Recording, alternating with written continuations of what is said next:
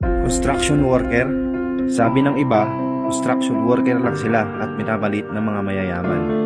Pag may bagong itatayo na building, sila ay nakatuod sa laki, design, taas at higit sa lahat, ganda ng itatayo nila.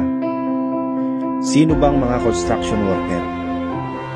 Sila lang naman po yung nakatapos ng elementarya at high school na may mababang uri ng pamumuhay kung ituring ng ilan.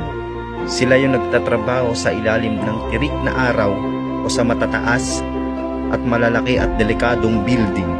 Sila yung hindi iniisip na mahulog o mabagsakan na mabibigat na bagay sapagkat iniisip nila kung paano bubuhayin ang kanilang pamilya sa tamang paraan na walang inaapakan na tao. Sila yung kahit mahirap at mabigat na trabaho, umulan umaraw, tuloy lang sa pagtatrabaho. Pero maliit ang sweldo, tinitiis nila para sa pamilya. Ganito nila kamahal ang pamilya nila. Lahat gagawin nila, walang iniisip na hirap at pagod. Martilyo, lagari, pala, welding machine at iba pang gamit ang nagsisilbi sa kanila na ballpen. Sila yung madalas baon, sardinas, itlog, tuyo, tailes, minsan chicheria, at asin na lang pero masaya na sila doon. Isa sila sa pilit pinagkakasyang maliit na sweldo at minsan kulang pa. Be proud dapat tayo sa kanila.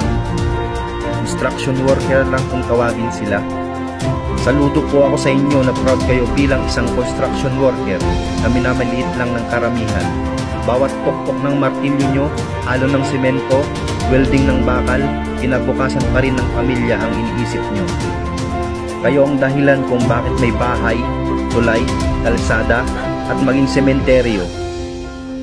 Kaya dapat maging proud tayo sa kanila at wag nating maliitin ang kakayahan nila. Kaya paki-like and share kung naging proud din po kayo sa kanila.